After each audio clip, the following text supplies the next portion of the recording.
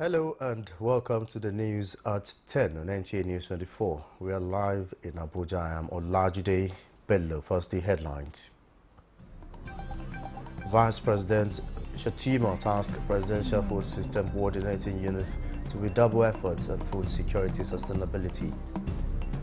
Cassava is a very resilient crop that can grow almost anywhere.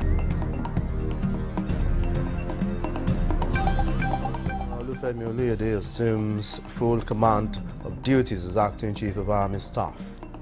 My appointment as Acting Chief of Army Staff is simply to hold sway while Lieutenant General T.A. Lakwaja, Army Chief of Army Staff, is a way to enable him to take sufficient time to get necessary medical attention. Sultan of Sokoto declares Sunday 3rd November as first day of Jumada Ullah 1446 AH.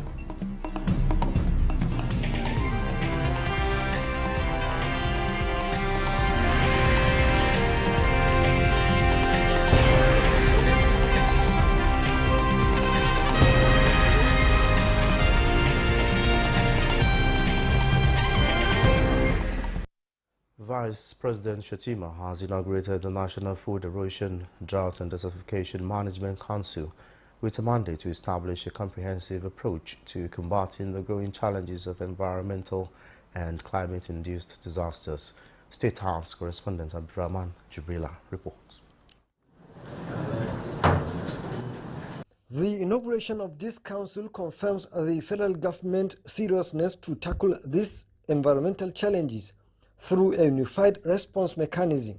The creation of the council followed recommendations from an updated roadmap on disaster management developed by a committee led by Kogi State Governor Usman Ahmad Ododo under the directives of the National Economic Council. The council is to chart a new course in the management of nature-induced disasters in Nigeria. It also enables us to work collaboratively and share resources for better and optimal performance. This is against working in silos. For us to achieve the cardinal objective of setting up this council, we must be committed to fully participating in all its activities and operations. It is clear that the nature of disasters always calls for impromptu meetings. Accordingly, I urge all stakeholders to endeavor to be available at short notice. I have no doubt that we have the requisite knowledge and experience in our MDS to overcome whatever challenges there may be. Looking for a permanent way, a permanent solution to these natural disasters. That is the basic mandate of this council. Been given terms of reference who all come with their own challenges. The Vice President has also requested that all states should also submit reports of the level of damages in their states that have been affected by the flood. The committee's responsibilities include advising the federal government on disaster management strategies, developing a national disaster management strategy with immediate, medium and long-term measures, and enhancing public awareness of climate resilience practices. From the State House, Abdurrahman Jibrila, NTA News. Nigeria will be among the top 80 countries on the Global Human Capital Index HCI by building healthier, better educated and empowered citizens by 2030. Vice President Kashim Shettima stated this while inaugurating the HCD 2.0 strategy during a meeting of the steering committee of the Human Capital Development Program at the Presidential Villa. State House correspondent Abdurrahman Jibrila reports. Ambitious but quite achievable.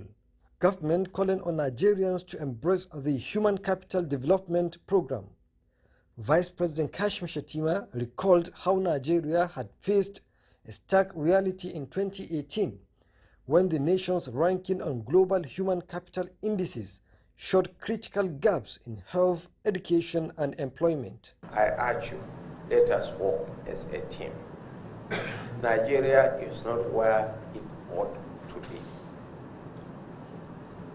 Be rest assured that we'll drive this process in partnership with our friends in the development community, in the NGOs, in ECOWAS, in the Governors Forum.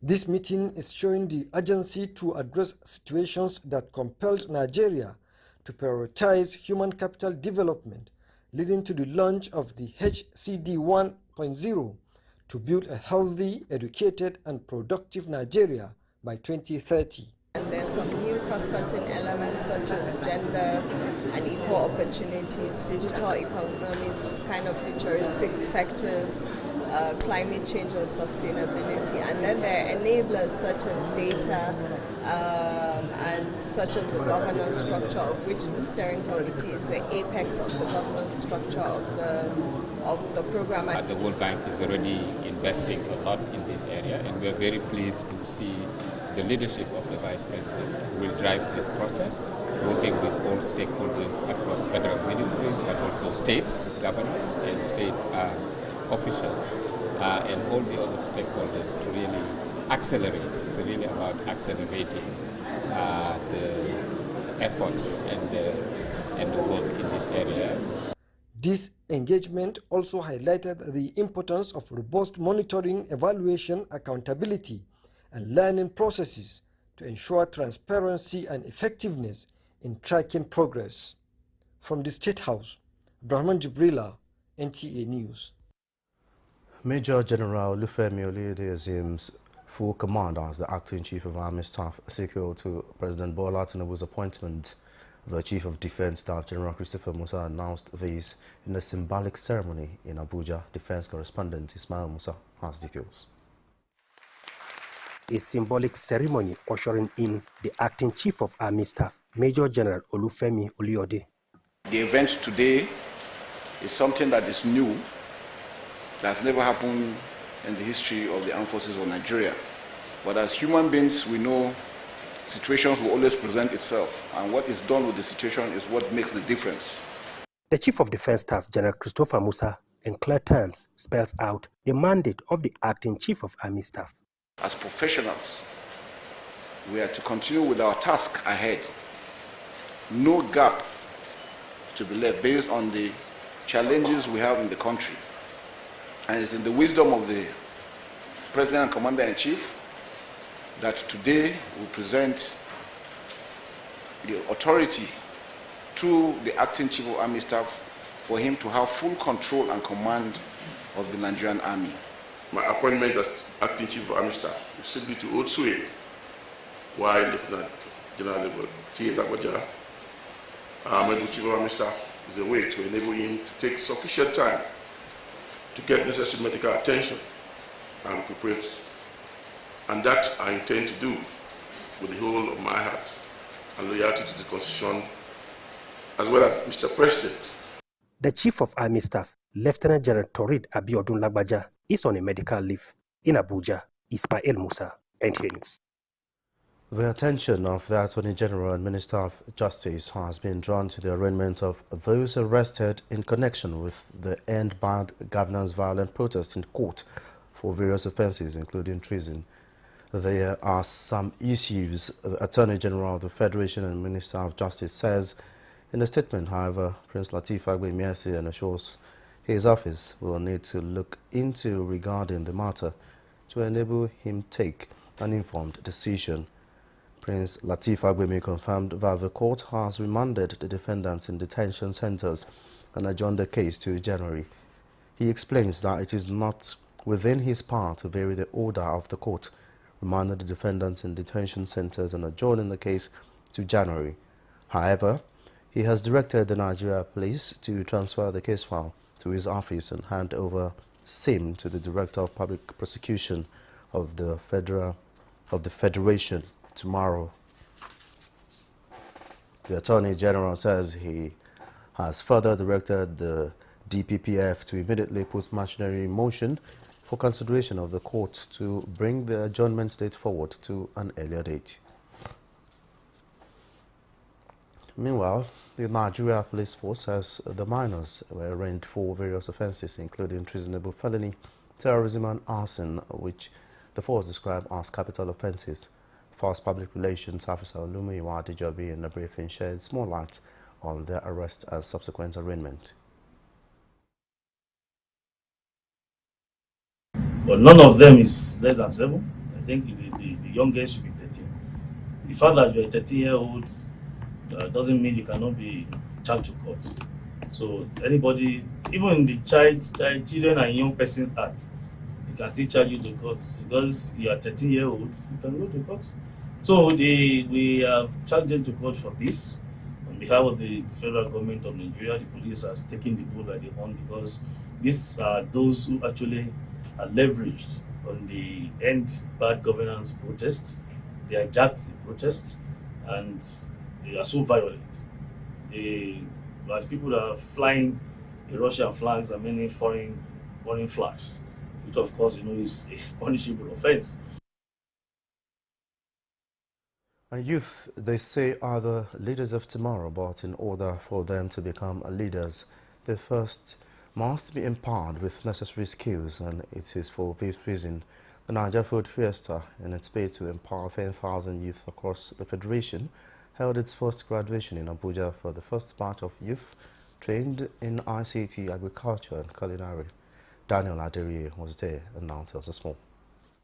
From the north, east, west and south of the FCT they came, and all for one reason: to be empowered with life skills that make them less dependent and economically productive. I appreciate these ones that did not just sit in their homes, who went out, got trained, and are going to start their small businesses, no matter how small. Let's start. I believe that the future belongs to young people. I'm still saying it and I'm stressing it. Like I told you on the day of the launching, that we intend to train 2,000 in all the states. So when we're done here, we're looking forward to going to Kano, Lagos, and all the other states. But in that avenue now, we want to partner the state governments in all the states we're going to. And after several weeks of training, it was time to crown their efforts with a moment many of them will relish for a long time to come. Sarah, Godwin, and Amarachi are some of the first batch of beneficiaries. For them, it is a big leap towards their big dreams, which now, they say, looks closer and clearer than ever. I registered for website development and it was really amazing. It was an eye-opener because for me it was difficult going into tech because most times the idea is tech is all about coding and coding, but with this training it was more like non-coding aspect of website development. So it was eye-opening and it was easy, it was not as difficult as it was. First of all, let me give a thanks to the CEO who has made this a success. So I say big thanks to him. And my plans after this, I've even made a inquiry to establish myself, like to get oven for myself, which maybe end of next month I can start up something for myself. I gained a lot. We learned different dishes, pastries, drinks, even how to make liquid soap that you can use at home or you can even commercialize. In Abuja, Daniel Aderiye, Nta News. You're watching the news at 10 on Nta News24. More reports when we return.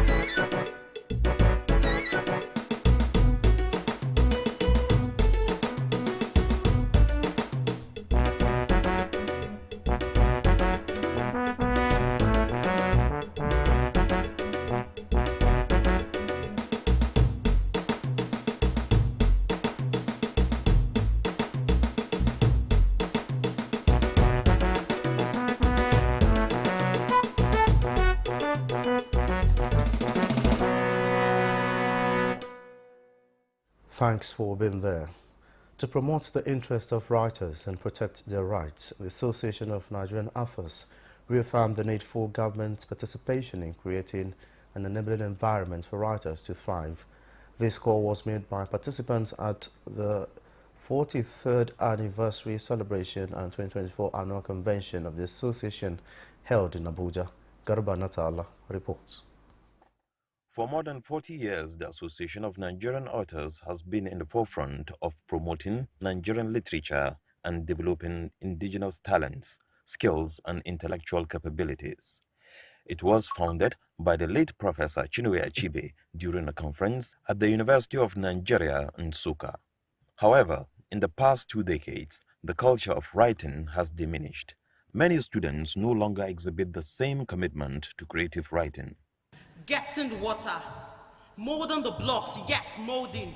But Sadiq Mukhtar, a student, a young mind and talented writer, finds more creativity in ink than in speech. I find interest in writing, and by this I think I've write 5 poems, and I'm working on my book.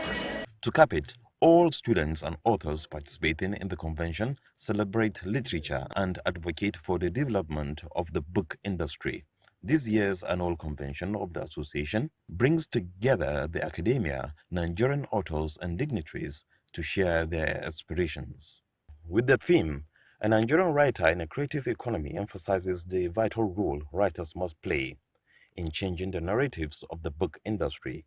Generally, in the African world of that time, there were folk tales, legends, myths, traditional marriage songs. It's not as if the reading culture has died out completely, but there are a lot of distractions. But we can work together, join hands together, and even employ some of both the human and material resources that Anna has. The children are more on the internet. They read, and conditions their reading habits so that they don't want to read anything long, anything short things.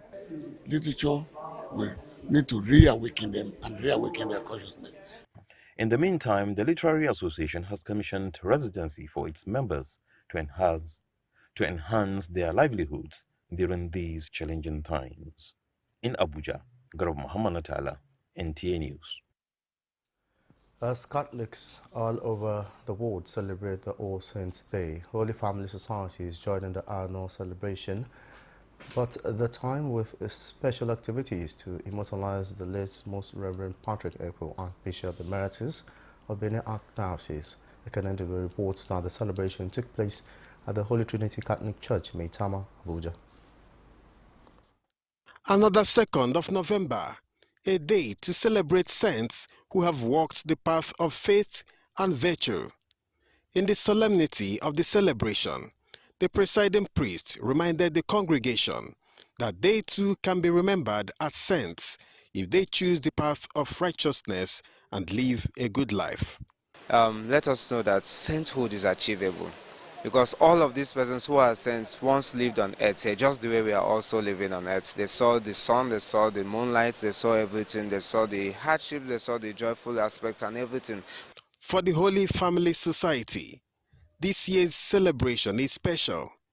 They are launching Archbishop Patrick Ekpo Empowerment Initiative to immortalize the late Archbishop, who in year 2000 approved inauguration of the society in the Archdiocese of Benin.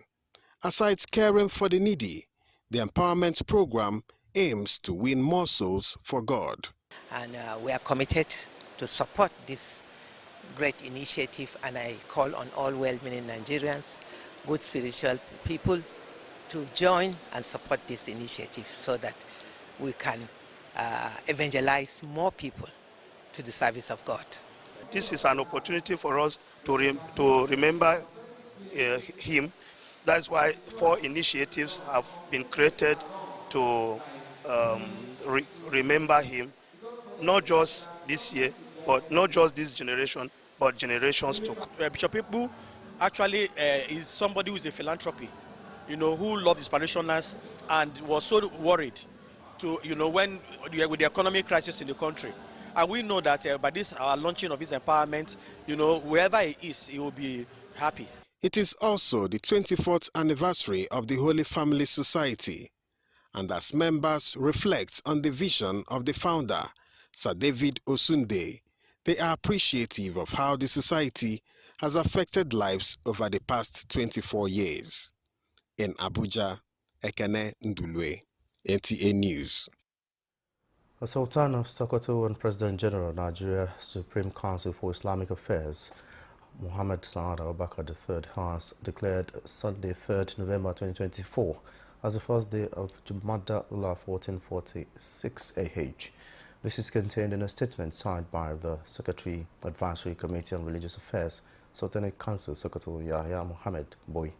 It says the Sultanate Council Advisory Committee on Religious Affairs, in conjunction with the National Moon Sighting Committee, did not receive any report from various moon sighting committees across the country confirming the sighting of the crescent of Jumada 1446 AH on Friday, 1st November 2024, equivalent to 29th Rabiul Asani 1446 AH.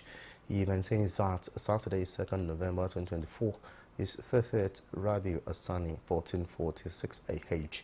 The Sultan of Sokoto and President General Nigeria's Supreme Council for Islamic Affairs has accepted the report and accordingly declared Sunday, 3rd November 2024 as the first day of Jumada Ula 1446 AH.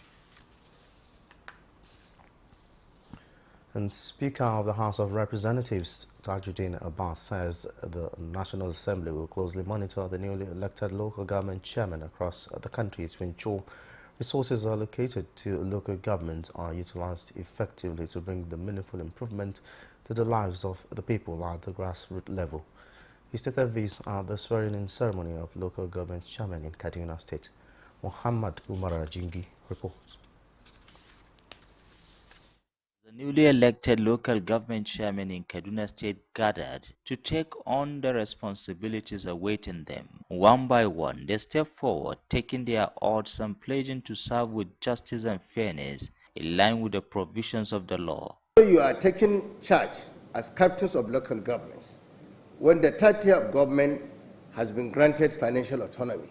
Your allocation from the federation account will be public knowledge, necessitating transparency and accountability. Be available, accessible, responsive, and fair in your dealings. The Speaker of the House of Representatives, Abbas Tajuddin, urged them to be honest and genuinely serve the people who have entrusted them with leadership. We expect them to deliver, ensure that all their constitutional responsibilities are discharged to the fullest. And we'll be putting eyes, the government will be putting eyes to ensure that every resource given to the local government is judiciously used. With the swearing-in ceremony done and dusted, the chairmen are now set to settle in their various offices to begin fulfilling the promises they made during their campaigns. In Kaduna, I am Muhammad Umar Ajingi, Nta News. Over 550 kg bags of rice and noodles have been distributed to the vulnerable in Ekiti State under the Renewed Hope Initiative Food Outreach Program. The wife of the President, Senator Oluremi Tinubu, represented by the wife of Vice President Hajia Nana Shetima, said the initiative is focused on improving the life of Nigerians, especially the less privileged. Tayo Shaw reports. Having launched the Renewed Hope Initiative Food Outreach Program in about 4 states in the country, it is now the turn of Ekiti State. The wife of the President said the initiative is conceived out of her passion for the less privileged in the country. She observed that the program has impacted many families positively. She advised the beneficiaries to desist from selling the food items as it is meant for them and their families. We are dedicated to supporting our citizens, particularly persons with disabilities, youth, women, and children. Wife of the governor, Dr. Olayemi Yebanji, expressed gratitude for the various interventions which has been beneficial to Ekiti women. She described the Renewed Hope Initiative Food Outreach Program as another impactful gesture that will alleviate suffering. The provision of these food items is a symbol of hope and assurance that our leaders are committed to addressing the needs of the people. Representatives of the beneficiaries appreciated the gesture. High point of the event was the symbolic presentation of food items to special school for the blind, special school for the deaf, and people living with disabilities in Ado-Ekiti. Tayo Osho, Nta News. And that concludes the news at 10 on Nta News 24. Thanks for watching. I am Olajide Bello.